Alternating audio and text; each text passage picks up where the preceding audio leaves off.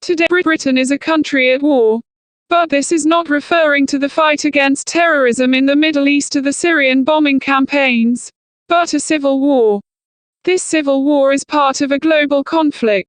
It is being fought in other countries, but for the purposes of this film we are going to focus on Britain, and the civil war which is being fought in this country.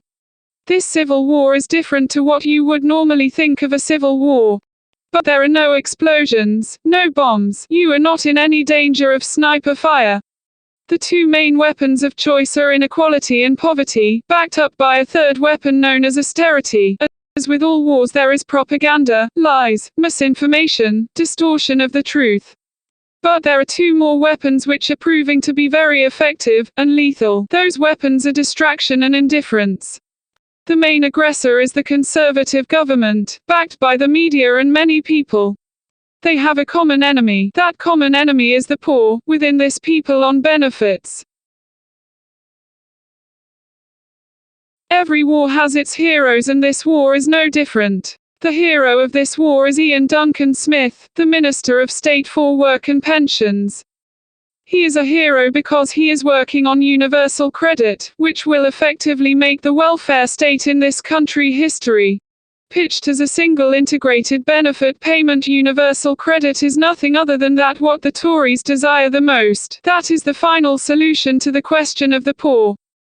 It is believed that tens of thousands of people have died and committed suicide as a result of losing their benefits. It is hard to say how many, because many who have died will have been discovered weeks after losing their benefits, and therefore not counted as part of the system. Some will have died after being forced into unsuitable work. But one thing is for sure, this is not the result of incompetence. This is not an oversight, or a mistake. This is all fully premeditated and planned, over a number of years. Every one of these deaths could have been investigated, an inquiry held, a study commissioned. But to date there has only been one investigation by the Department of Work and Pensions which has admitted only to a small fraction of the deaths, and done all it can to shift the responsibility onto those who have died. Within weeks of the Conservative Lib Dem coalition taking office, Ian Duncan Smith lost no time in letting everybody know of his big idea. He published a government white paper on 21st century welfare and long before it ever came into existence, published another paper entitled Universal Credit, Welfare That Works. We will leave it to you to decide for whom universal credit is going to work, as all the signs point to a completely different reality. Britain's welfare state came about as a paradigm shift during the Second World War. The basis came from a report on social insurance and allied services, an inquiry led by liberal economist William Beveridge as a promise to give something back to people for their sacrifices in the time of austerity. Published in 1942, this report set out to address the 5 giant evils which impeded the cause of social progress, and these evils were squalor, ignorance, idleness, want and disease. There were 3 guiding principles. Proposals for the future must not be limited to sectional interests in learning from experience, and that a revolutionary moment in world history is a time for revolutions, not for patching or papering over the cracks. Social insurance is only one part of a comprehensive policy of social progress. Social progress on the road to reconstruction was impeded by the 5 giant evils of want, disease, squalor, idleness, and ignorance.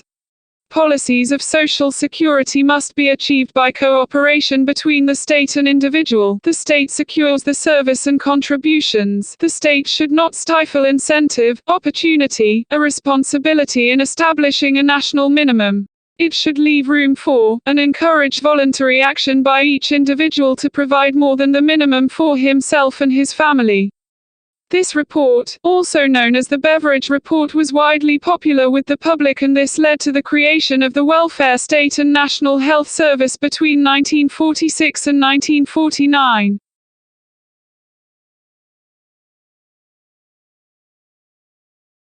Thatcherism and Reaganomics were the parents of the children which were to become the trickle-down theory of economics and globalist neoliberal economic policies. Both were based on the doctrines of Adam Smith and his Wealth of Nations, which promoted the belief that the market was regulated by the invisible hand of God.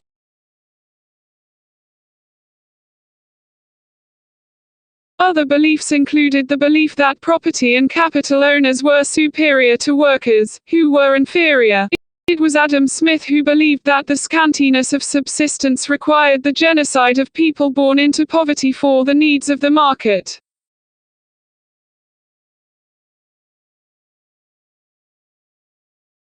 Another belief was that the moral worth of a person was tied to their income and assets, and it is perhaps no coincidence that from the time of Margaret Thatcher we see the development of a deep social division, with the use of taxpayer to refer to someone in work, buying a house, and the stigmatization of people on benefits as being lazy and unproductive to society. This is despite economic policies which heavily favored the monetary market over industries and labor. Margaret Thatcher is well known for selling off or closing down industries not deemed profitable enough, for relentless privatization, for attacking trade unions, and for the widespread devastation, poverty and unemployment this caused throughout the Midlands, north of England, Wales, Scotland and Northern Ireland. It was no secret that Margaret Thatcher sought to destroy the welfare state, but the basis of the current welfare reforms were started by John Major's Conservative government in 1996, when conditionality was introduced, together with benefit sanctions, along with job seekers' allowance. The basis of today's welfare benefits system are the reforms proposed by Lord Freud, a Tory welfare reformer who became Tony Blair's welfare reform guru and who published a series of white and green papers on welfare reform.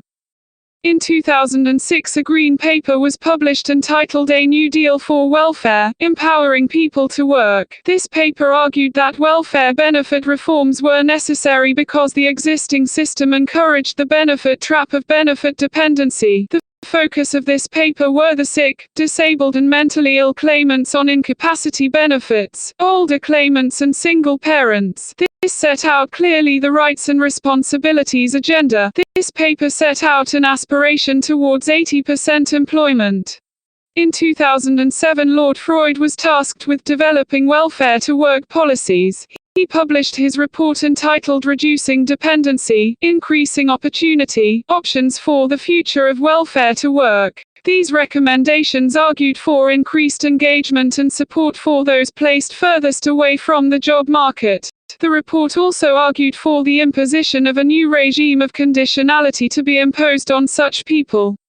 The Freud report was quickly followed, in the same year, by another entitled In Work, Better Off, Next Steps Towards Full Employment, which set out the government's new welfare benefit policies. This report once again explicitly focused on those placed furthest away from the job market, the sick, the disabled, the mentally ill, single parents and older claimants.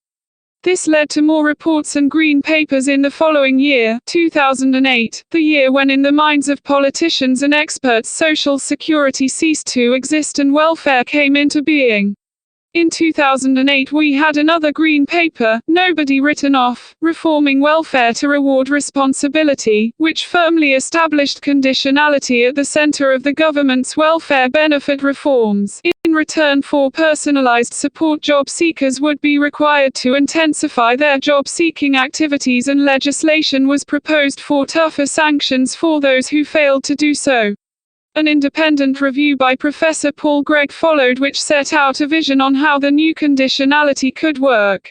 This report was entitled Realizing Potential, A Vision for Personalized Conditionality and Support. The new regime was consolidated in the government white paper Raising Expectations and Increasing Support, Reforming Welfare for the Future.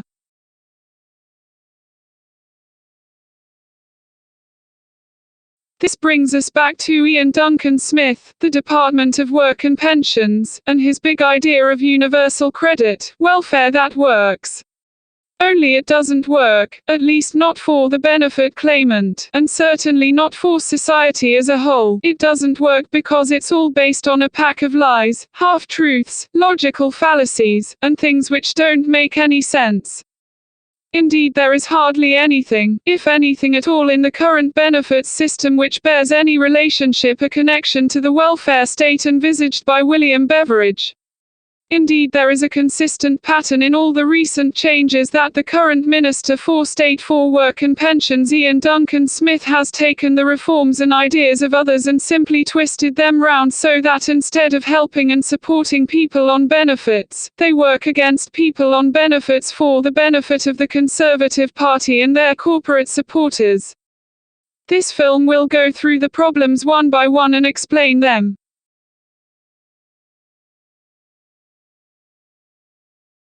Most of the problems the Conservatives have with managing the economy are based on their preoccupation and reliance on the monetary marketing system and the belief that economic growth in the monetary marketing system directly leads to an improvement in living standards. They appear to be unshakable in their belief in the trickle-down theory of economics. There is a rigid, inflexible belief in perpetual economic growth fueled by endless cycles of consumption and consumerism which can never be allowed to slow down or stop. The use of the word taxpayer is designed to deceive people into thinking that they are serving the needs of people, when in actual reality they are working against the needs of people, and against business, in favor of banks and large multinational corporations. One of the most frequent misconceptions we are sold by politicians and the media today is the myth of the taxpayer and taxpayers' money. Ever since the time of Margaret Thatcher and previously, politicians have used the term taxpayer to describe someone included in society who is working, paying income tax against their earnings, and in possession of money which they own. Since Thatcher, the term taxpayer has been used to create a division between people who are working and people who are not working. Increasingly, in recent years, and especially by the Conservatives, this division has been exploited to tell further lies, for example that people on benefits do not contribute to the economy and that people in work are paying out of their own pockets to support financially people on benefits. This is how via the media the Conservatives have managed to canvass a lot of public support for austerity and their welfare benefit reforms. This has even led some people to believe they are homeowners despite the fact that they live in a house worth hundreds of thousands of pounds and are paying off a mortgage to a bank. Many of these people regard themselves as taxpayers despite living hand-to-mouth on credit cards. None of this bears any relation with the truth. If you care to examine any one of the banknotes which make up 3% of the money in circulation today, you will see the words "The Bank of England" printed very clearly at the top of one side of the banknote. Underneath this you will also find the words "I promise to pay the bearer on demand the sum of whatever the value of the banknote is." All money in circulation in the country, irrespective of who has it, is property of the Bank of England, and is owed to the Bank of England, thanks to the fractional reserve system of banking. Under the fractional reserve system of banking, all money in existence in Britain is loaned to either the government or other retail banks in the form of special low-interest loans with 1 or 1.5% interest. This money comes out of the private money supply of the Bank of England, which is not part of the money supply in circulation. It is a supply of money which can be created out of thin air. This money is issued to the government and other clearing banks or retail banks or building societies. This money is generally lent out by these banks at much higher rates of interest, for example in the form of mortgages at 5% interest, personal loans at 10% interest, and through credit cards at 20% interest. How this fractional reserve banking system works is to increase the money supply by creating money out of nothing. Let's say, for example, the government wants £1 billion added to the money supply in Britain. It borrows the money from the Bank of England, which issues banknotes in the form of debt which is deposited in a bank. This deposit is known as the principal. Under banking regulations, 3.1% must be held as a reserve. Therefore, £31 million is held as the reserve, which leaves £969 million as the excessive reserve. This money can be further lent out to bank customers. However, what happens under the fractional banking reserve system is that the £969 million is added to the original £1 billion deposit to create a new total of £1,969 million. This is what the Conservatives call economic growth, a bank creating money out of thin air. This has got nothing to do with your living standards. So let's say a businessman wants a bank loan of £69 million. He goes to the bank, which gives him the money, £969 million. He deposits the money into a bank and the cycle repeats itself. The £969 million becomes the principal. £30 million is held back as the reserve, leaving £939 million. This £939 million is added to the original £969 million to create a new balance of £1,908 million. This cycle can be repeated indefinitely with £882 million, and so on. To keep this mathematically simple, from the original £1 billion loaned from the Bank of England, a total of £32 billion has been created in the money supply, 31 million of which has been created out of thin air. Therefore all money is debt. Every single pound you have in your possession is money which is owed to someone else by someone else and ultimately, to the Bank of England. There is a concerted effort by both politicians and the media to cast benefit claimants as lazy and unproductive, costing the taxpayers money. Channel 4 has come out with the series Benefits Street, and there are regular articles in the tabloid press about benefit cheats and people living off benefits. Ian Duncan Smith, Esther McVey, Chris Grayling, David Cameron, and George Osborne have all spoken about the feckless, people living off the state, the something-for-nothing society, worklessness, and people who don't contribute. None of this is true. We live in a society with an economy which is based on perpetual economic growth fueled by endless cycles of consumption and consumerism. This is a process of growth which is not allowed to slow down or stop for any reason. What keeps this perpetual economic growth and endless consumption going is a never-ending cycle between the three main players in the economy. The employee receives an income in return for their work from an employer. The employer sells goods and services to consumers in return for an income. The consumer is seen as either the employer or employee in a different role.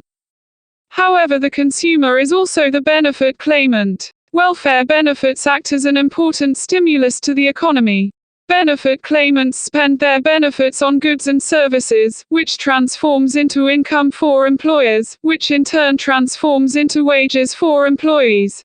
Furthermore, benefit claimants provide work for other people, such as job center staff, people who work on the work program, carers, support workers, and others. The Conservative government under David Cameron is driven entirely by ideology and a belief that economic growth in the monetary market leads to a better standard of living. This is not the case. We are given various indicators of our growing economy, such as property values, house prices, the gross domestic product, trading on the stock market, consumer spending, the retail price index, and other indicators. These all relate to the money sequence of value. None of these relate in any way to our standard of living. Contrary to popular belief, this does not even benefit business. Under current economic conditions, many businesses are forced to be competitive, to cut costs at every corner, keep wages low, and only employ people when it is absolutely necessary. This not only reduces the number of opportunities for work, it also keeps wages at a bare minimum, and affects the goods and services we use. Processed food contains the cheapest possible ingredients, and there is a degree of obsolescence in our cars, computers, smartphones, household appliances, which means they are likely to break down more often or simply stop working. This is all designed to get us to buy more and continue the cycle of endless consumption which fuels the perpetual economic growth. Furthermore, the Conservatives are very much aware of the profit-making potential of human misfortune and tragedy. A central theme of austerity is to destroy the public sector in favor of private sector corporations. Increasingly, prisons are being run by large private corporations such as Serco and G4S. Local authorities are being made to contract out their services and care of the elderly and vulnerable to other private profit-making corporations. Care of the elderly is big business, dominated by profit-making companies and corporations. Characteristic of all these corporations is to receive money from the government, provide the bare minimum in services, pay staff minimum wages, and use the rest of their money and profits to trade on the stock market. The National Health Service has all been privatized, as has many different departments of the Department of Work and Pensions, being handed over to corporations such as Atos, Maximus, Ingeus, and People Plus. Even if you make a claim online or call what you think is the Department of Work and Pensions, the chances are that your claim and your inquiry is being handled by a private sector call center. All this has the effect of setting up the monetary market system in direct opposition to human social needs. The more people who are incarcerated in prison, the more profit privatized prisons make and the higher their share value. The more elderly people who are left in care homes, the more profit the care industry makes and the higher the share value. This will be the case with the newly privatized National Health Service, or whatever it becomes. The more sick and dying people there in society, the more profit it will make. In a similar way, the Conservative government is seeking to destroy social housing and replace it with affordable homes, which basically means people living in debt to a bank. Conditionality is an element which is creeping through our society and which comes from New Labour's third way ideology of rights and responsibilities. In the benefits system, it was started by John Major's Conservative government when they introduced it together with benefit sanctions and job seekers allowance in 1996. It was Tory welfare reformer Lord David Freud who extended it throughout the benefits system to include claimants of what was then incapacity benefit. The logic of conditionality is twofold. The first is the belief that conditionality will improve outcomes when it comes to employment. Push people a bit more, give them a bit more stick, and they will make the effort to find work. The incentive here are benefit sanctions. The second is that it is only fair that in return for benefits such as job seekers allowance and employment and support allowance, benefit claimants should have to fulfill certain rights and duties with regard to the rest of society. This is the core argument of rights and responsibilities. People have the right to help but the responsibility to look for employment. Nobody should have the right to a life on benefits if they are capable of work. The first argument is an empirical one. The second argument is a moral argument. It's based on the assumption that people have to behave a certain way in return for social security. Therefore, within this is a question of whether the government should have the right to remove social security and leave someone destitute. There are numerous problems here with conditionality. The first is that benefit claimants do not really have a choice, as they need the income. The second, and much bigger problem, is that conditionality involves two parties. If the benefit claimant has a right to benefits in return for fulfilling certain responsibilities and meeting expectations, then welfare benefits is a contract and the government also has to fulfill certain obligations. This is crucial. It should be blindingly obvious to anyone that the responsibility to take a job does not exist irrespective of what is being offered to people. A theorist called Stuart White gives an extreme example here of a slave society. Hardly anybody would see work as a moral duty in such a society, as to do so would be to cooperate in our own exploitation.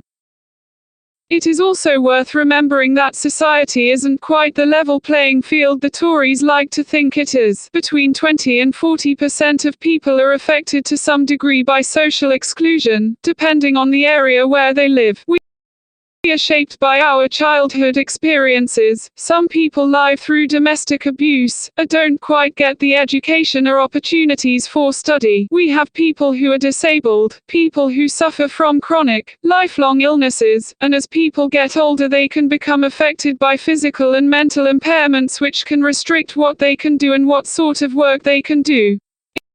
Indeed, the blanket statement that work is healthy, made by Tory welfare reformer Lord David Freud, isn't quite true.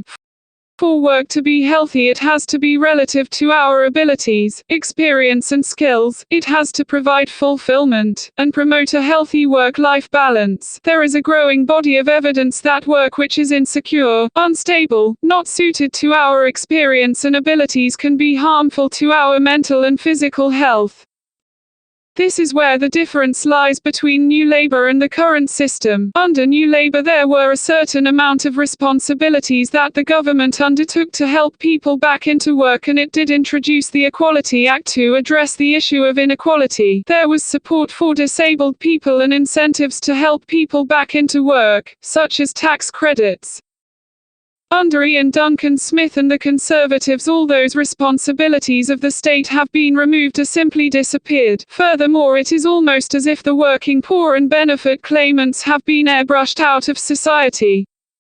There appears to be the widespread belief among Tories that finding a job is as easy as leaving your home and finding a tree.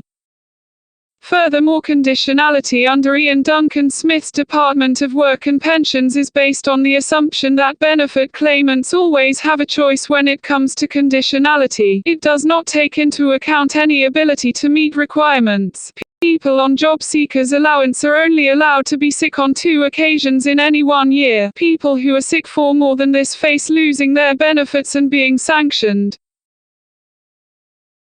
This is not to dismiss conditionality as being invalid. On a certain level the government is right, that benefits should be conditional upon taking up suitable opportunities for work and occupation. However, it is the nature of the work and the opportunities and their environment which is the deal breaker for justifying conditionality. Does a single parent have the duty to work evenings in a busy call center? Should someone suffering from social anxiety be required to work in a pub? Is it reasonable to expect a trained doctor with clinical experience to stack shelves in a supermarket? People should have the right of access to employment which is fair, decent, stable and pays a decent salary.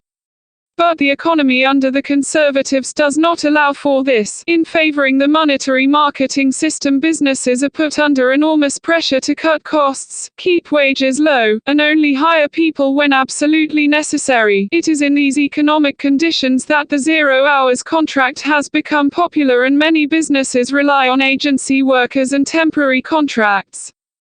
This completely undermines welfare benefit conditionality, but it is very clear that Ian Duncan Smith and his Department of Work and Pensions are fully prepared to exploit conditionality to coerce and stigmatize people on benefits, and this results in people being forced to cooperate in their own exploitation. If you have ever gone shopping in a high street, used a charity shop, or done your shopping in certain supermarkets, including ordered your groceries online to be delivered, the chances are you will have at least once been served by someone engaged in workfare or a mandatory work activity. Mandatory work activities and workfare are dressed up as support a work experience, despite the fact that the work is rarely skilled, usually menial, and rarely increases the chances of someone finding employment. This is hard evidence that this government, and Ian Duncan Smith, are fully prepared to exploit conditionality in the benefits system as a means of forced slave labor for the benefit of large corporations and companies. The conditionality changes so that the person has to work in order to receive their benefits. They are rarely given a choice over where they are placed and can often face benefit sanctions for minor infractions such as being late. Usually people are sent on these schemes for not showing sufficient progress towards finding work or making enough effort in their claimant commitment. Being sick, having a disability, physical and mental impairments are often not taken into account when placing claimants on these schemes, which are designed to benefit larger corporations, registered charities and other organizations by providing them with free labor. Benefit sanctions have existed since 1996. For part of their history they were applied mainly to claimants of job seekers allowance and to a lesser degree to claimants of employment and support allowance. Since 2008 they have been expanded so that more claimants of employment and support allowance, who are the sick, disabled and mentally ill, have faced sanctions, and there was a further increase since the introduction of the Welfare Reform Act 2012. There are two parts to every benefit sanction. The first is the benefit sanction itself, which is a loss of benefits for a period of between 1 month and 3 years. Then there is a loss of benefits, where the claim is effectively shut down by the benefit sanction, and if the person survives the benefit sanction, they have to make a fresh claim for benefits. Up until recently there were 3 levels of benefit sanctions: lower, which applied to claimants of employment and support allowance, and both intermediate and higher, which applied to claimants of job seekers allowance. However, as of 2016, employment and support allowance is being merged with job seekers allowance in preparation for universal credit, so that all benefit sanctions apply equally to all claimants across the board. Benefit sanctions are completely arbitrary and are tied to conditionality. Despite the fact that benefit sanctions have been in existence for 20 years, there are no clear guidelines or a set of criteria which explains clearly how and why benefit sanctions are applied. Furthermore, staff in job centers and on the work program are put under pressure to refer a target number of claimants for sanctions. Both Ian Duncan Smith and the Department of Work and Pensions argue that benefit sanctions are a necessary tool for changing behavior and are critical to incentivize claimants to meet their responsibilities.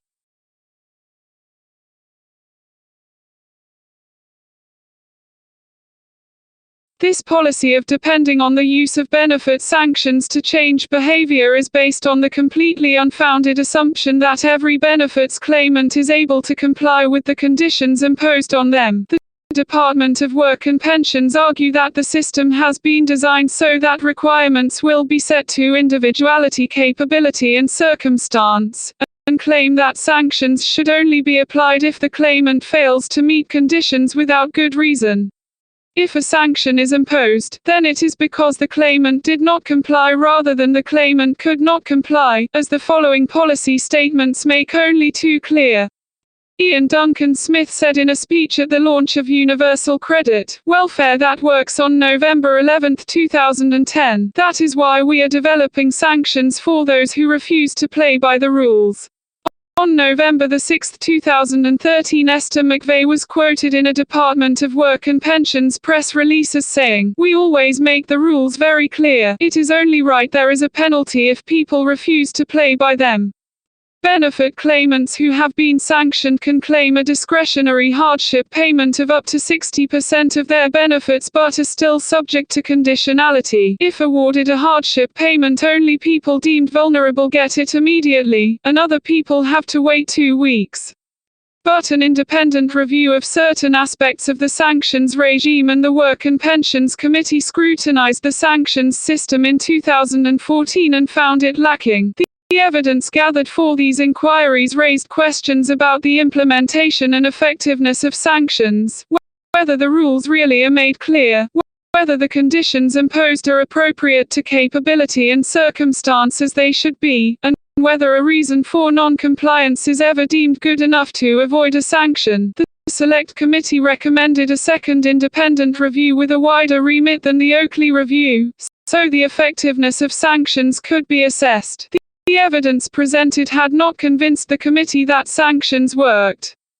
Our evidence suggests that many claimants have been referred for a sanction inappropriately or in circumstances in which common sense would suggest that discretion be applied by JCP staff.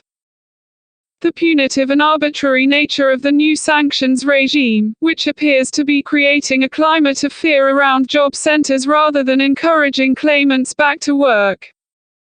The benefits sanction regime have been harshly criticized by a number of people. There are numerous case studies and examples of people who have been sanctioned unfairly.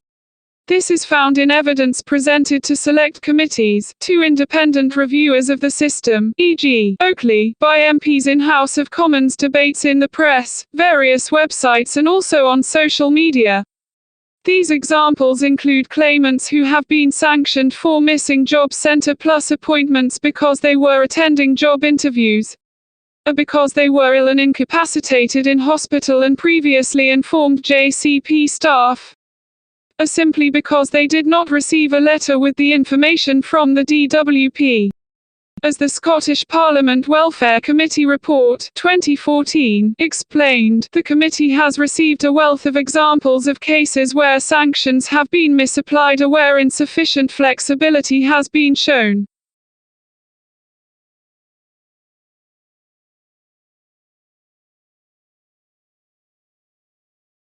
Benefit sanctions impact directly on the lives of benefit claimants, producing various negative outcomes. In 2013, the Scottish Government observed that negative outcomes over the long term can include debt and hardship, poor physical and mental health, negative impacts on the development and well-being of children affected by sanctions, a potential increase in crime, and the increased likelihood of sanctioned claimants to enter into informal work, which is not seen as progression towards recognized employment.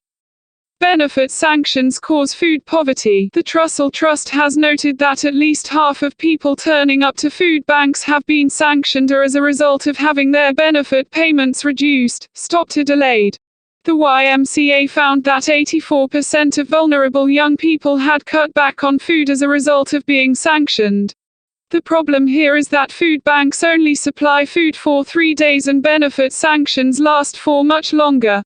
Homeless people can experience food poverty even without being sanctioned, so are a group which are hit particularly hard by benefit sanctions. One study found that 38% of respondents resorted to shoplifting to obtain food, 32% had resorted to begging, and 10% had resorted to obtaining food in return for sexual favors. Other strategies involved weight loss, undereating or fasting, and skippering, obtaining food from bins behind shops. This is also known as dumpster diving. Other people who are sanctioned resort to what is known as survival crime. One study has found that there is a direct correlation between job centers with high referrals to sanctions and increased rates in crime. Anecdotal evidence is widespread. One respondent admits to pocketing a sandwich from a shop and being fined £80. Benefit sanctions also create tensions in families and relationships. One study has observed a 31% increase in domestic violence since the level of benefit sanctions increased after the Welfare Reform Act. The financial pressures caused by sanctions cause relationships to break up and difficulties in family relationships. Difficulty repaying family members leads to family problems, tensions and arguments, and can have a knock-on effect of debt and stress for the sanctioned claimant's family. One respondent in a study by Greater Manchester Citizens Advice Bureau said, "My mum has been taken to court and fined for not being able to pay the shortfall in council tax and is struggling to pay the rent arrears accrued when I was sanctioned, and the strain has quite literally smashed our family to pieces. I feel like a burden on her and have felt suicidal on more than one occasion." Many studies point to the detrimental effects of benefit sanctions on a person's health and well-being, including stress and anxiety stemming from financial hardship and spiraling debt, as well as the fear of eviction and homelessness, as well as feelings of anger, humiliation, depression, anxiety and a loss of motivation. A CAB study found that a number of sanctioned claimants had attempted suicide or felt suicidal. Impacts of sanctioning on health are found to be heightened for those with existing health problems, and we already know that long-term physical health problems, diagnosed mental health problems and substance misuse are more prevalent among the homeless than the general population. One study, for example, found that customers with existing mental health conditions felt that sanctions had a significant impact on their health. Some claim that customers in this group tended to see the worry and anxiety produced by the sanction as making their condition more pronounced. Benefit sanctions cause mental illness, particularly depression and anxiety. They can also lead to distrust and disengagement in the system. There are a number of people who are struggling to survive on disability living allowance who have lost either their job seekers allowance or employment and support allowance. Together with work capability assessments, benefit sanctions also lead to deaths and suicides. The Black Triangle website lists numerous cases where people have died or committed suicide as a result of being sanctioned. There are many cases where people have either starved to death or died in complete destitution, many with significant health issues.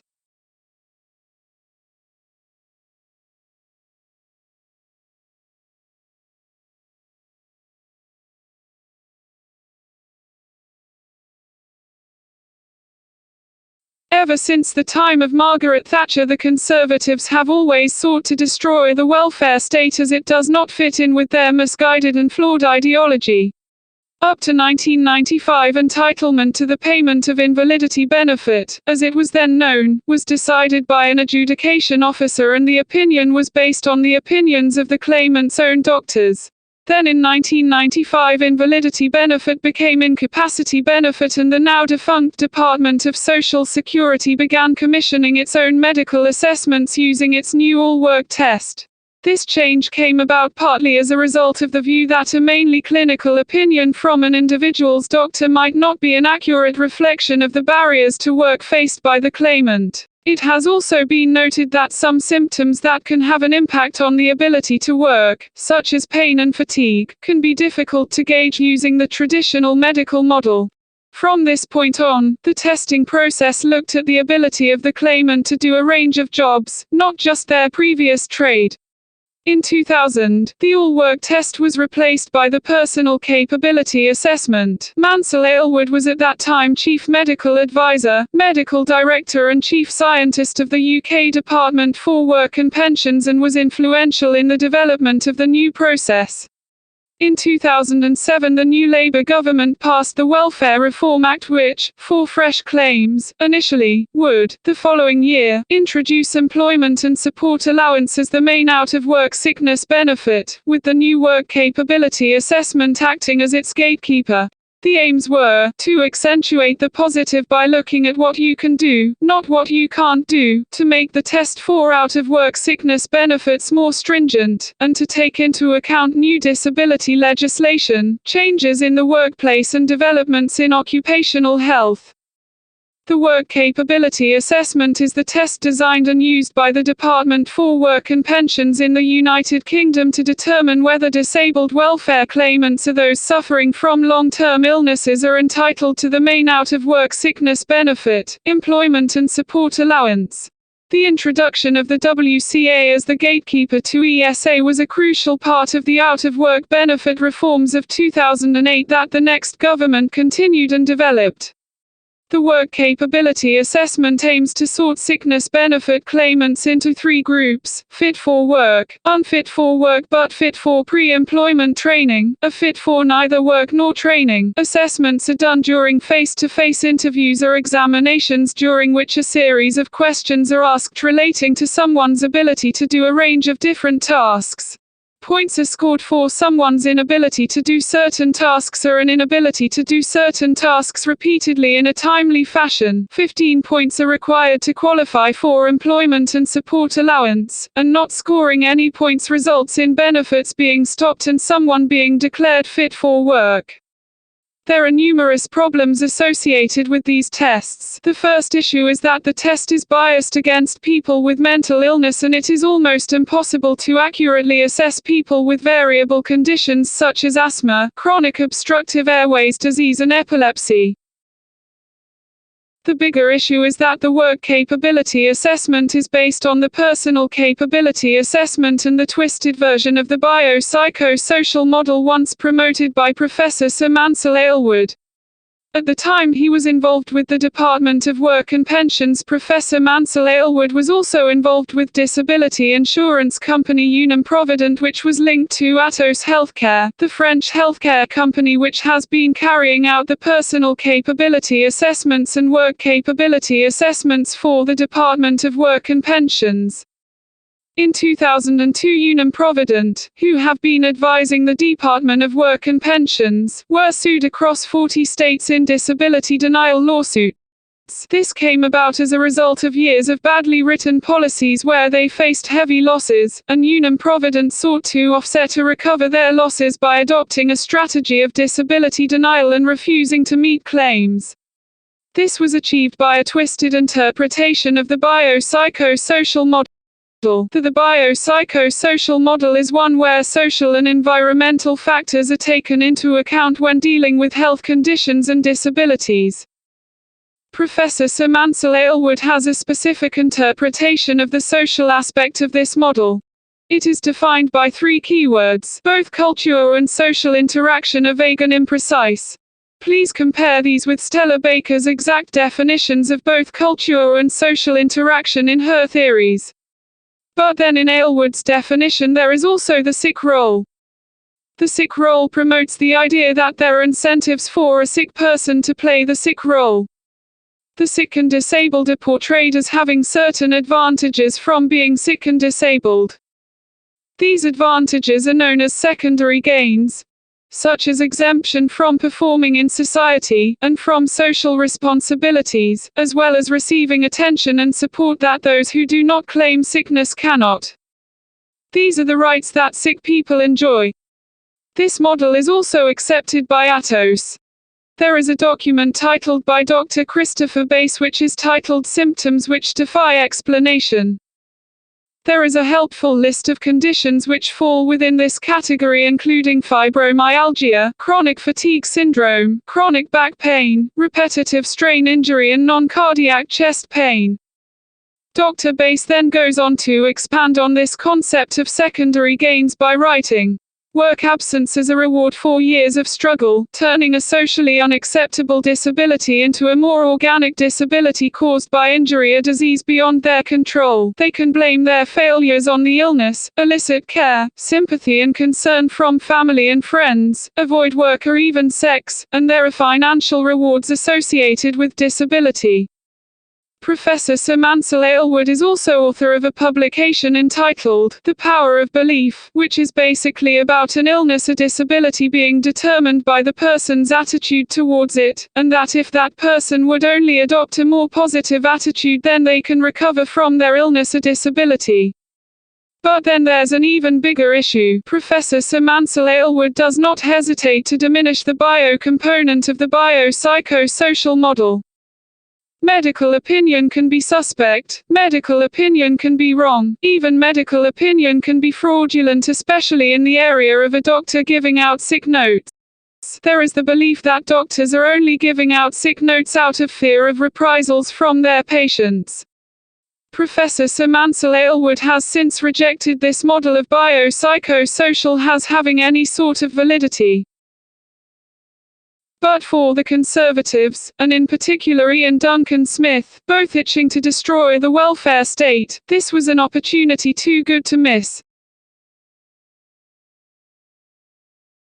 This model remains the basis for all work capability assessments and is most likely to continue into universal credit, where it will be exploited as much as possible to deny claims.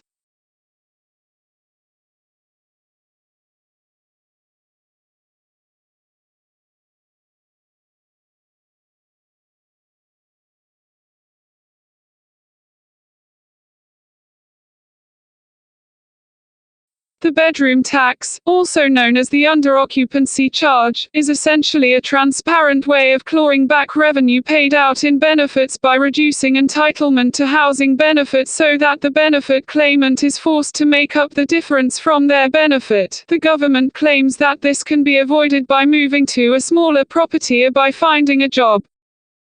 But the vast majority of people affected by the bedroom tax are the disabled and single parents, most of who have no realistic opportunity of either. More than 90% of those affected have no opportunity to move. This has had the effect of forcing around 60% of those affected into rent arrears and debt, often with little or no hope of paying off the debt. This can have fatal consequences. One such case was that of Julian Little, aged 47, who suffered from kidney failure and who needed an extra bedroom for essential dialysis treatment. The DWP imposed the bedroom tax, forcing Mr. Little to give up his extra bedroom. As a result, inevitably, a short time afterwards Mr. Little died of kidney failure.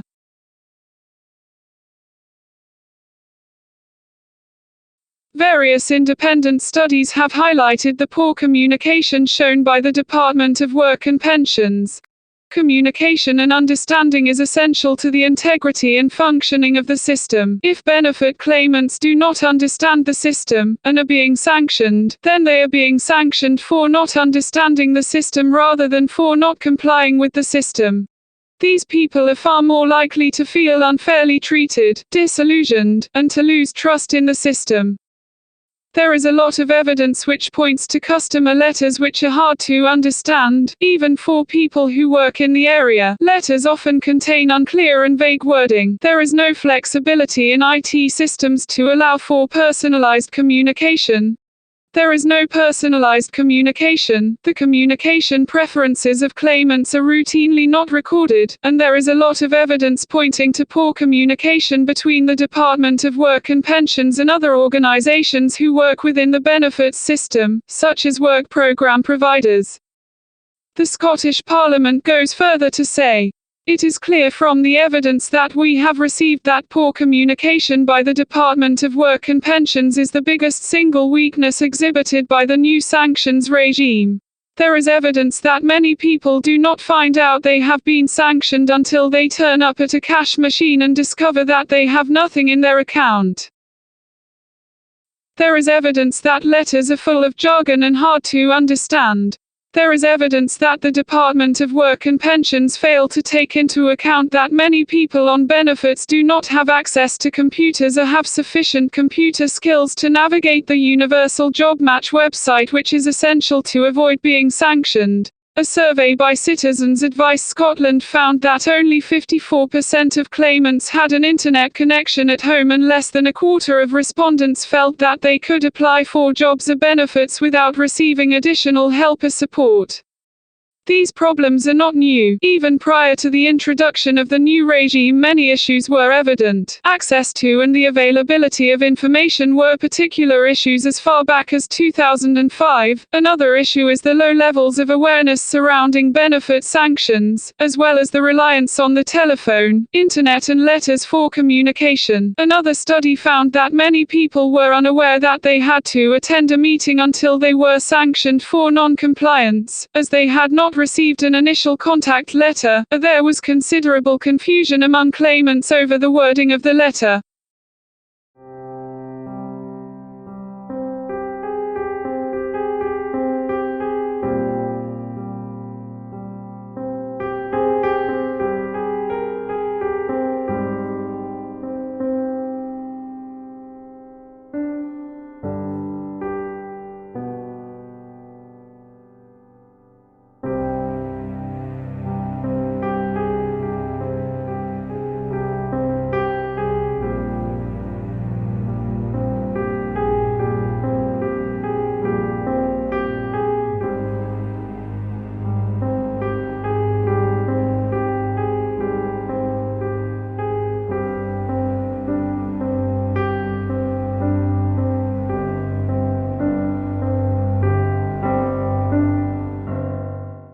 Here are scenes from the Warsaw Ghetto. The Warsaw Ghetto was created shortly after the Nazi victory in 1939 in Poland, where the 350,000 Jews living in Warsaw were ordered to leave their homes and live within the ghetto, which was developed near the center of Warsaw. One of the first tasks the Jews were given was to build a high brick wall along the borders of the ghetto, which they were forbidden to leave.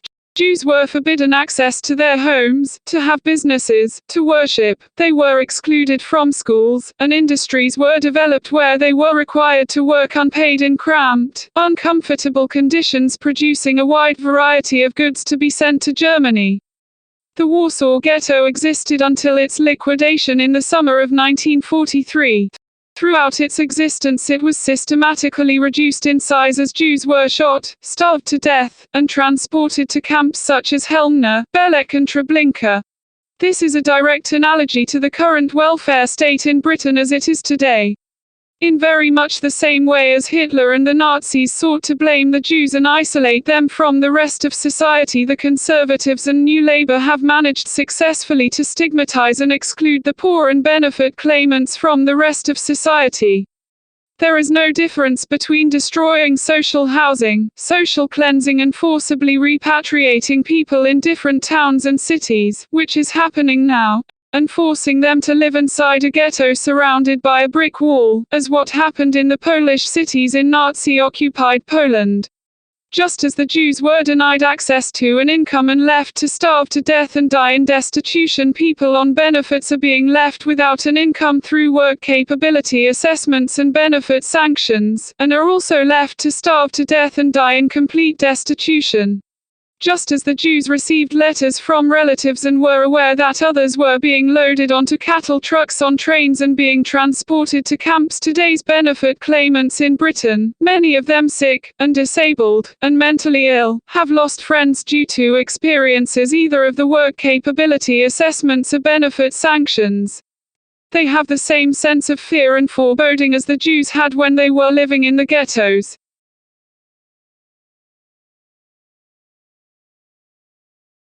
These are not images of the death camp at Auschwitz. These are images taken from the Auschwitz-Birkenau concentration camp situated 1.5 miles from the Auschwitz death camp.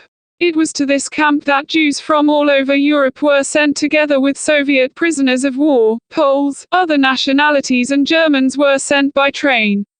A single railway line ran into the camp, ending at what was known as the ramp. This is where the train journeys ended. The prisoners were forced to disembark from the train and they were sorted into two different groups. The first group were those considered fit enough to work, and it was decided that these people would be worked to death in different parts of the camp. Those who were sick, disabled, and not considered fit enough to work were immediately sent to their deaths in the gas chambers and crematoria, or they were executed by firing squad. Those deemed fit enough to work would be transferred as slave labor to other parts of Auschwitz. Auschwitz was not just one camp, but a whole network of 43 other camps, where they would be worked to death. This was all part of the Nazis' final solution to the question of the Jews. At the time of the making of this film, it is important to remember that universal credit, the system of welfare that Ian Duncan Smith is so convinced works, still has not been introduced nationally. But work is being undertaken to prepare for the introduction of universal credit. All work program providers are being transformed into job centers as the Department of Work and Pensions seeks to destroy employment and support allowance and remove any difference from job seekers' allowance. This means that people who are sick, disabled and mentally ill, irrespective of the severity and degree of their illness, are increasingly being required to complete job searches and apply for jobs under threat of benefit sanctions.